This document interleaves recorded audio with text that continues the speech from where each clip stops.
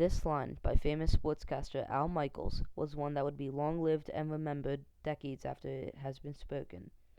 This came when the United States beat the Soviet Union 4-3 in ice hockey in the semifinal game of the 1980 Winter Olympics in Lake Placid, New York, in a true David versus Goliath matchup. Team USA, a team put together less than a year before the Olympic Games, consisted of a bunch of amateur hockey players from colleges around the U.S., led by Minnesota Gophers head coach Herb Brooks as the coach for this team. The Soviet Union hockey team had played together for multiple years by then and were the best team in the world. Nobody could beat them. They were on top of the hockey world. Then, on February 22nd of 1980, the United States national hockey team would show the Soviets that they were truly not the best.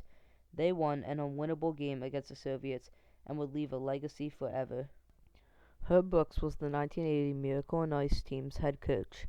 He is one of the most famous coaches in hockey history, mainly for his 1980 win over the Soviet Union and then beating Sweden in the gold medal game. He is also known for his many quotes that give many people of all sports or occupations inspiration today. Herbert Paul Brooks Jr.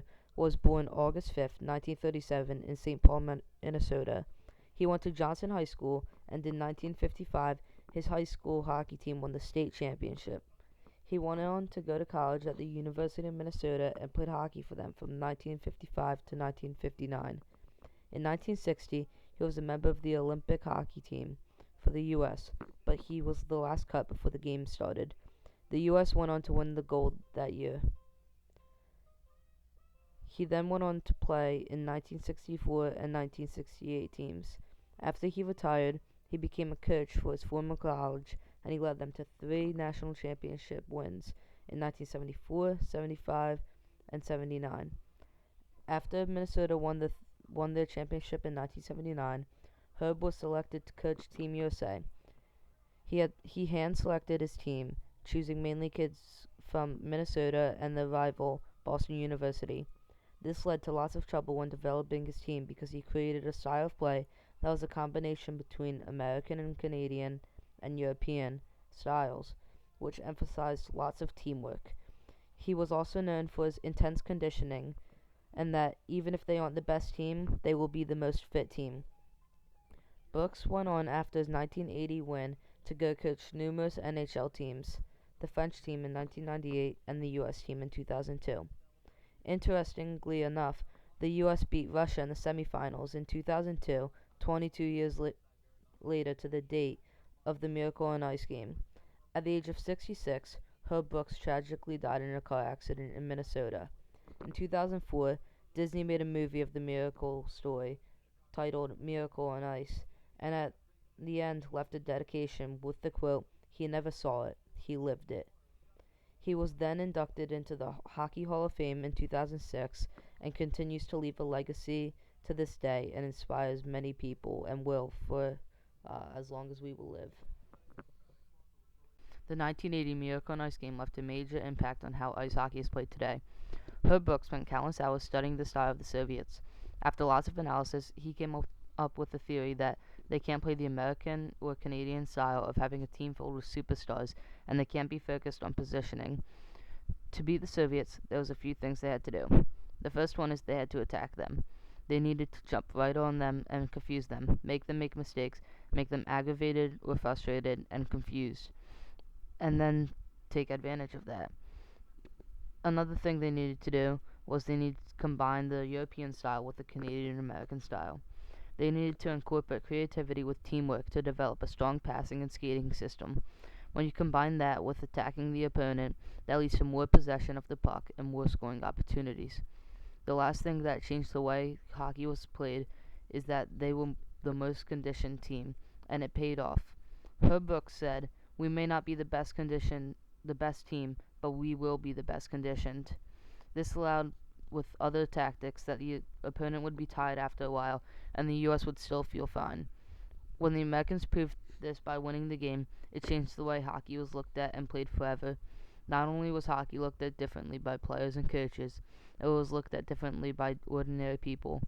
Hockey became more popular and started growing rapidly after the 1980 win. Their interest in it skyrocketed and was a big help in keeping the sport alive and advancing it. It was the game to play at the time. So growing up playing street hockey, everybody wanted to score the goal and do the Mike Eruzione celebration, or if you were a goalie, you wanted to be Jim Craig making all the crazy saves against the Soviets. That's how it was when we were growing up. Everybody wanted to be those guys. The Soviet Union took the hockey very seriously. The hockey players on the USSR national team only focused on hockey. That was their job for the country. That is how they contributed, by playing hockey. It helped the citizens in dark times and showed people that they are the greatest at everything. It was a big part of Soviet life at the time, and it was something everybody in Russia was proud of. When the Americans won the semifinal game against the USSR, it was a huge slap in the face for the Soviets. They thought they were the best, and they had just gotten beat by an American team of amateurs. It killed the confidence of the Soviet hockey team and the Soviets at home. One of the things they bragged about and used to their advantage of being a superpower had just been beat by Americans. Some say this game was like a battle in the Cold War itself. A famous headline was it was the Cold War skating on thin ice. It was an intense and great matchup. It was a low point for the Soviets, and some may say the start of the end of the Cold War. It ended a controversy of who had a better hockey team and helped with other controversies. This gained the respect of many Soviets, especially Soviet hockey players who reportedly after the game in the hallway said "nice game" in English to the USA players and were even smiling in the handshake line.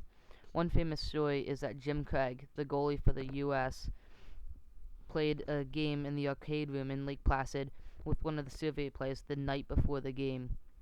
This game had a great effect on the Cold War. After this game, American morals were raised greatly, gave Americans a lot of hope and feeling that anything is possible and nobody can beat us and the Soviets aren't the best out there. It really inspired Americans a lot in everyday life and in the war. Everybody was motivated and in a good mood when the Americans won. It was a great time in history. Uh, um, Now, how did this game affect you personally? Like, I know you were young at the time, but like, did it have any effect on you? Yeah, I mean, I still do have memories of, being told by my parents and my grandparents that the United States had won and that it was a great game. And like I said, the game for us was, I still remember as a kid, playing street hockey in my driveway with my friends and, you know, shooting and scoring and saying I was Mike Eruzione and doing the celebration, or I played goalie and was pretended to be Jim Craig, the great United States goalie who beat the Russians. So it certainly had effect on me and my life, and is even to this day, I still go back and will watch the movie and look at things for inspiration. It's just a story that not only was inspirational in 1980, it was inspirational in 1990 and 2000, and still today in 2015. The story resonates and will resonate for generations to come. This was a big advancement in the hope of America. Americans felt like they were in the lead of the war, and it helped them get through dark times. America was a pretty sad place and in the midst of a dark Cold War, coming off the Vietnam War and the Korean War. It was a dark time with many people who are very sad at the moment, and this is something that brought them a lot of hope. In conclusion, the 1980 Miracle on Ice was a great moment in hockey and American history. With the leadership of Herb Brooks, it led to a major change in hockey, led to have an effect on the Cold War, and motivated America and gave Americans hope. This was an up moment for America during the Cold War and decades of change, and led to greater times to come.